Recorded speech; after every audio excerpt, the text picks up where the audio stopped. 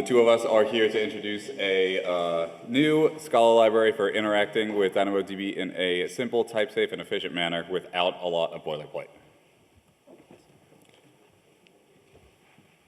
Okay. Hi, guys and girls. My name's Avinder. I've used Scala in production for the last 5 years. I've used ZIO and DynamoDB in production for over 2 years. And I'm currently an engineer at Disney Streaming for the last couple of years. I've been programming professionally for too many years to remember. I want to hand over to Adam here. So I'm Adam. I've been using Scala for a few years, about half of which has been with ZIO. I've been in the industry for approximately 5 years, and I'm currently an SRE Peloton. So we're going to give some context around relational databases and DynamoDB.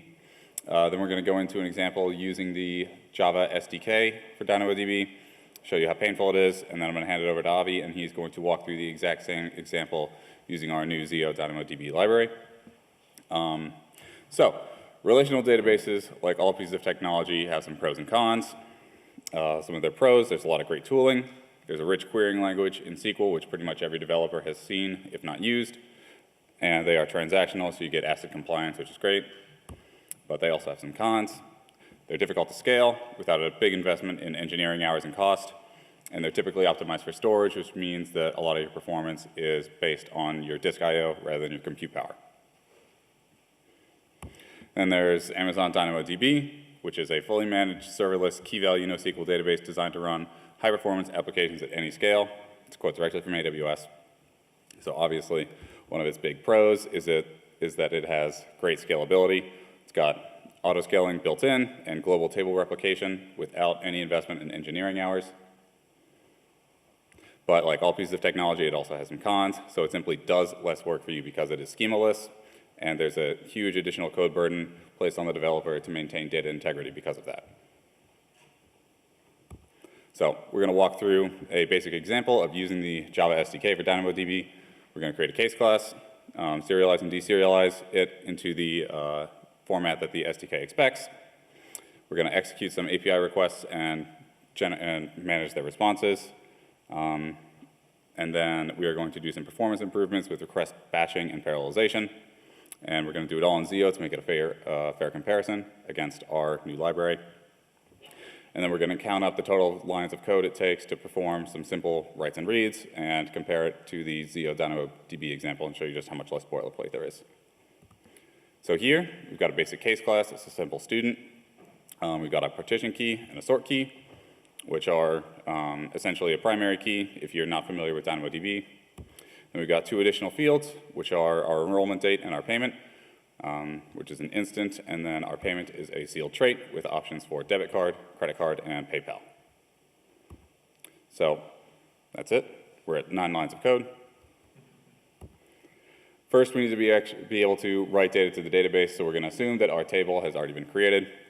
First, we need to take in a student and generate an attribute value map, which is just here. We're using the builder pattern, which everyone's a huge fan of, and this toAttribute value map function that takes in our student case class and serializes it to the format that the SDK expects is here. So we're taking in our student and we're creating a map of email and subject to attribute values, which is the format that the SDK expects. Note that here we're actually missing 2 fields, but the compiler is not going to tell you that you're missing 2 fields, so this code can go and run in production, and you'll just end up losing your payment information as well as your enrollment date. Here's a more fully fleshed out implementation of that same serialization function, where we're serializing our sealed trait as well as our optional fields. So here we're matching on our payment type, and here we're handling the optional data. And then finally, we're just combining our optional data with our required fields. And now we're up to 33 lines of code. So now that we can write data to the database, we need to be able to read it back. So here we've got a helper function that takes in our partition key and our sort key in email and subject, which are both strings. And we're generating a get item request. And those are just passed in as the email and subject field in the attribute value map that the SDK expects. That brings us up to 44 lines. So after we execute our get item request, we get back a get item response, which is that same attribute value map that we use to put data into the database. So we need to deserialize that back into our case class. So here we've got a few helper functions for doing that. Note that all of these are using the either as an error type or as a return type just to handle errors, just to make it simple for this example. So that brings us up to 52 lines of code to add these simple helper functions. Here is the actual deserialization. So we're taking in our item, which is the attribute value map that we get in our response from the DynamoDB SDK. We're getting our required fields out of the response, getting our optional enrollment date, handling the payment type, and finally, we're yielding our student. That brings us up to 70 lines of code. And here is a full ZIO program that is writing a single student and reading it back. So we're grabbing our async client for Dynamo, creating a student, creating a put request to the database and executing it, creating a get request to the database and executing that. Finally, we're deserializing the student and yielding them. So that's 82 lines of code for us to just write a simple case class and read it back. And I want to note that our case class, again, was extremely simple. It was only 4 fields, and there's only one of them. So if that's not enough, and we want to make some performance improvements, we need to end up batching our writes and our reads. So we're going to write a helper function for batching our writes, which is just going to take in a list of students. We're going to generate a put request for each one of those students. And finally, we're going to put all of them into a single batch write item request and build that. Brings us up to 95 lines of code. But we need to handle unprocessed items, so we need to write an additional helper function for actually executing our batch write item, which simply takes in our batch item request that we just wrote, grabs our DynamoDB async client, and executes our request. Then we need to check and see if our response has unprocessed items. If we don't, we can simply succeed and return our response. Otherwise, we need to recurse and retry with the unprocessed items. I just want to make a note here that we are ignoring exponential backoffs and timeouts, which we should not do in a real code base. So that brings us up to 113 lines of code. But we also need to batch our reads. So here we're just taking in a list of our partition key and our sort key, which are, once again, our primary keys for students. We're generating keys and attributes for each one of those. And then all of those get put into a single batch get item request. So that brings us up to 129 lines of code to just batch writes and reads. And we still need to do that same recursive error handling for if there are unprocessed items. So once again, we have another helper function here for batch retry gets, where we're just taking in our batch get item request, grabbing the client, executing our request. And if there are not unprocessed keys, then we simply succeed with the response that we got back from the client. Otherwise, we need to recurse again. Once again, we're ignoring our backoffs and timeouts. So that brings us up to 145 lines of code. And here's another ZIO program that uses batch writes and batch reads. So we're grabbing our async client again, creating a pair of students and putting them into a list, generating our batch write item request and executing it. Then we're generating a batch get item request and executing that. Then we're deserializing our response into an error or a list of students. And finally, we're yielding that error or students list. So here's that full block one more time, and that brings us up to 168 lines of code. But what if we need to parallelize our updates?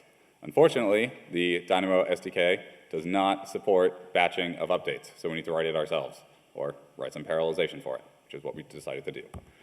So here, we've got a basic function that takes in a student and generates an update item request for updating that student's payment field, just the payment field. We're taking in the student that we're going to update. We're generating an attribute value map for the expression, for the update expression. This gets updated or substituted in on DynamoDB server side in our update expression.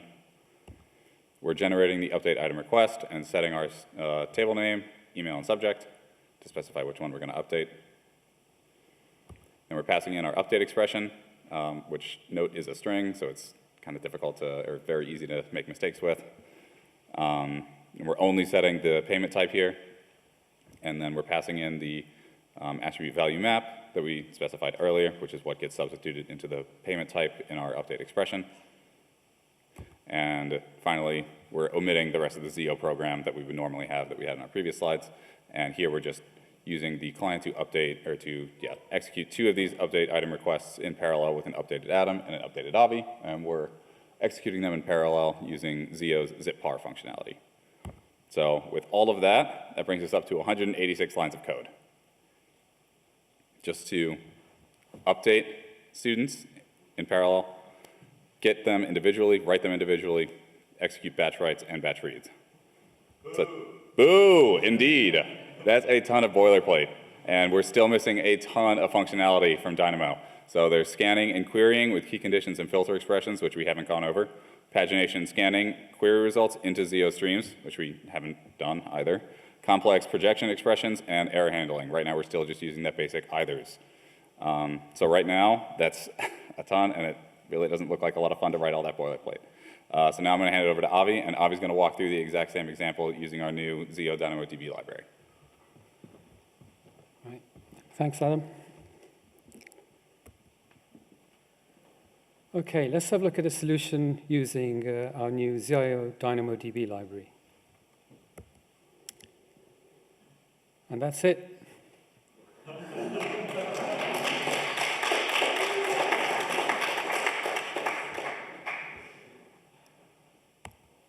That's just 12 lines of code compared with a colossal 168 for the Java SDK.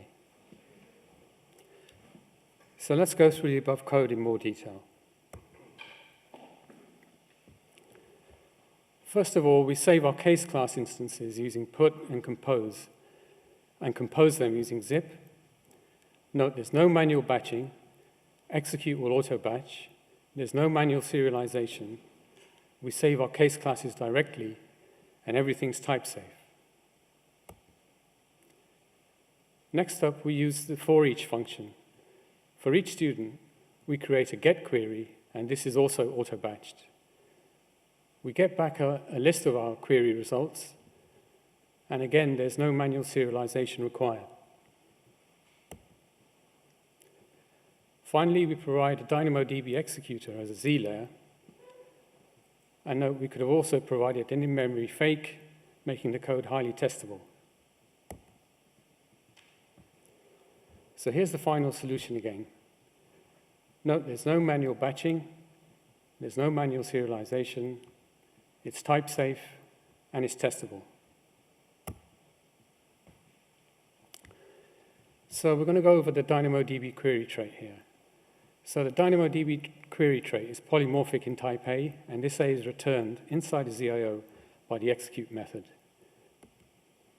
The execute method requires a DynamoDB executor service and automatically parallelizes queries and batches where possible.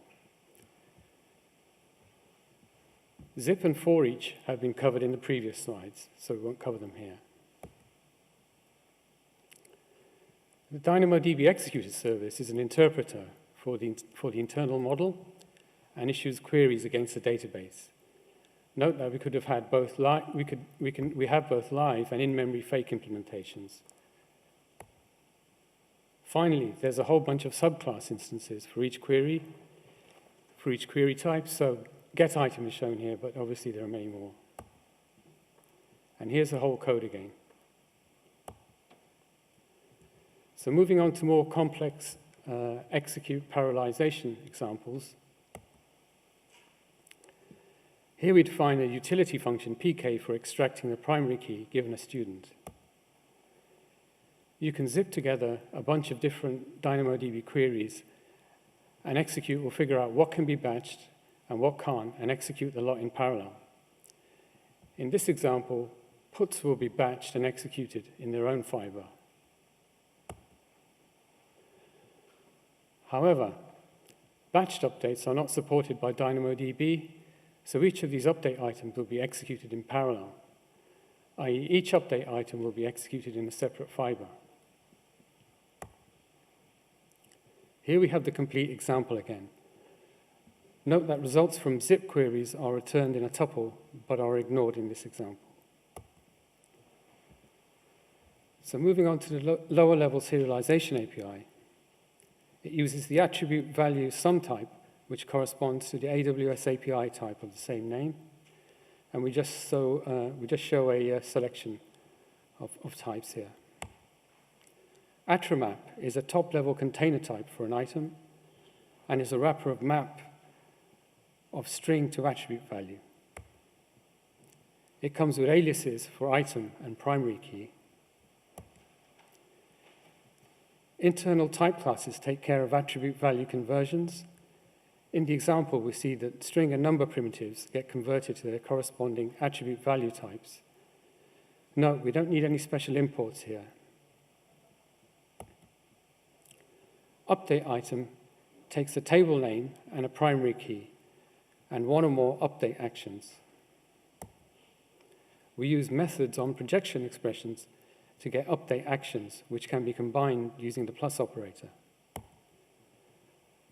Here we have some more examples where we see functions such as setIfNotExists and append list, and obviously there are many more to match the AWS API. The delete query is similar to update item, but has no actions. Here we have an example of queryAll, which takes a table name and returns a ZIO of a stream of A. The Z stream is lazily paginated for us by the library. The where key method specifies a key condition expression, which consists of a partition key condition and an optional sort key condition. And again, internal type classes take care of Scala value conversions to attribute values. Sometimes, however, we only want to get a modest amount of data, and the client needs to control the paging. For example, a REST API for a UI that shows a small number of pages at a time. QuerySum is similar to queryAll, but takes a limit parameter and returns a tuple2. The right-hand side of the tuple is last evaluated key. Last evaluated key can be fed back into another query using the start key combinator to get the next page. Finally, scanAll and scansum are similar to queryAll and querysum, but do not take a key condition expression. The dollar function parses a string into a projection expression. Here we see increasingly more complex examples, starting with a simple field and finishing with a more complex nested example. Condition expressions are created using combinators on projection expressions. Note we have automatic conversion between our Scala types to attribute value types again. Only a small sample of comparison operators are shown here.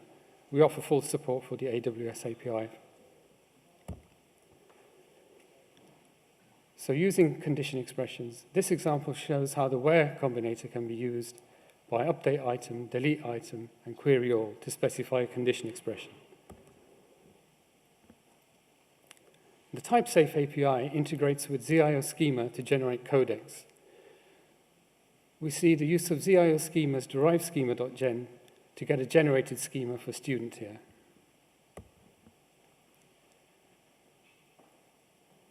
The example shows which queries are type-safe. So we see get, put, scan, scansum, queryAll, and querysum all use a high-level type-safe API. However, some operations still use the lower-level API, but will soon be type-safe, and these are update item, delete item, and condition expressions. Right, we're now going to see examples of pipelining Z streams. First, we create the input Z stream of person. So very simply, we just take an iterator 1 to 100 and create a person Z stream from it. A frequent use case is taking an input Z stream and aggregating elements into a batch write item request and executing for side effects. To capture this pattern, we have the batch write from stream function. Another frequent use case is taking an input C stream and aggregating elements into a batch get item request and executing, retrieving the results and paginating them into an output C stream. To capture this pattern, we have the batch read from stream function. And here we have the full example again. Note this will be well over 180 lines using the Java SDK. So here's the summary. The Java SDK is a pain to use. There's a lot of boilerplate, and you got to take care of a lot of stuff on your own.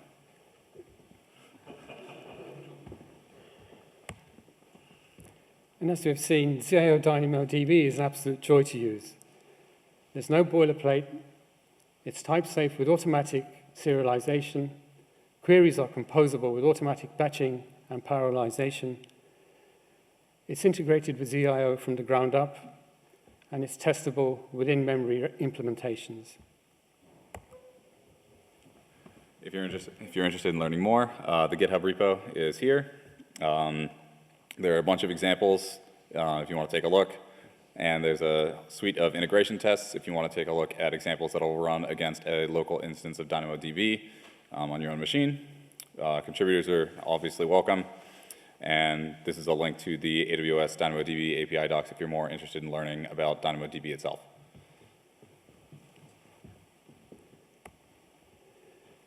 Finally, we'd like to say a big thanks to the sponsors, Ziverge, Scala-C, Priam, Evolution, Dream11, for giving us this opportunity to talk about our new library. Big thanks to Sandra for organizing the conference. And a big thanks to John for his mentorship throughout the development process. And finally, any questions? First clapping.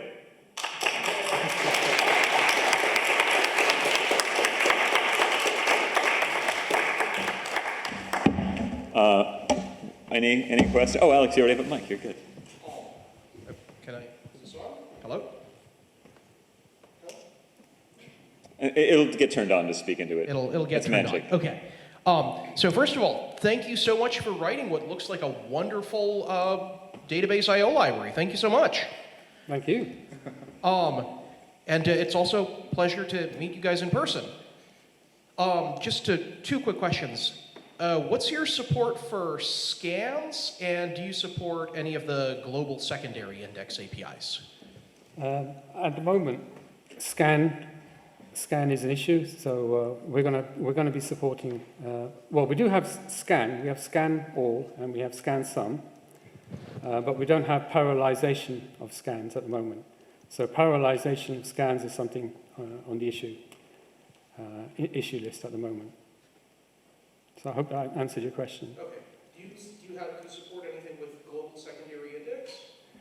Not at the moment, no. Oh, actually, no, we do, because we have scan has a method on it where you can specify index, and that index can be a global secondary index. Do you have local tertiary sub-indexing? That's been post-optimized? Yeah. Global secondary index is DynamoDB's way of doing materializing. So it's a neat feature. So Yeah. Yeah, so it's almost like a second table it maintains. Yeah, but yeah, we have an index name combinator. You can specify on scan, and you can specify your global secondary index there. Name there. Yeah. You've dared to speak of databases in front of Alex Yaffe, invoked. The internet has a couple of questions as well, which is they were curious about the $sign operator. And we mentioned maybe that wasn't type safe yet, but will be. And people are, is that macroified? How will it become type safe?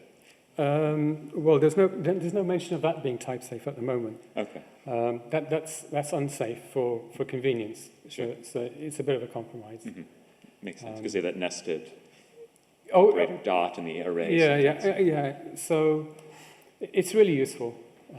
It gives a lot of user convenience, but we can make a safe version of it as well if people are interested. Yeah, see people saying, can it be united with Quill somehow, maybe? I'm sure you'll have time to talk later. Afterward, maybe there might be some room for some simple collaboration. Someone asked, how do I explain to my manager the fewer lines of code after using your awesome library? That's a hard one. That's always hard. People want to rewrite their code bases. So yeah, I don't know if there are any other questions. There's one. How do I integrate it with ZIO query? I'm not sure if you would know how to do that. No. Maybe we could take a look after. Talk to Adam. There will be fusions made here in the flesh. All right. Thank you so much. That was amazing. Yeah, appreciate it.